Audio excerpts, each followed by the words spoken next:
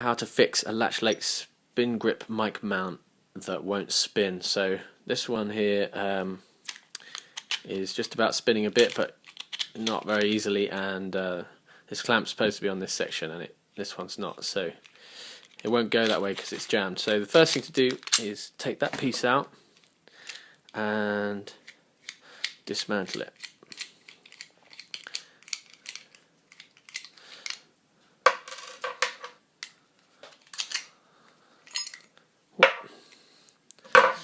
And for this you're going to need a flathead screwdriver and a business card.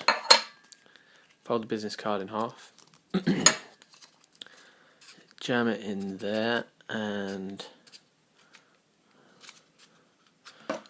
screwdriver in there, and just wedge it open again. Should be fairly easy to do. And then with that wedged open, should find that goes straight in and it spins again.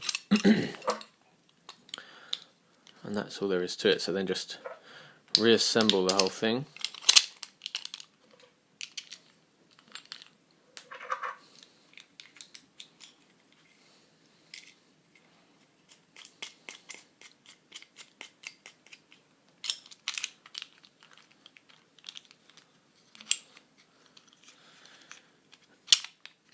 And there you go.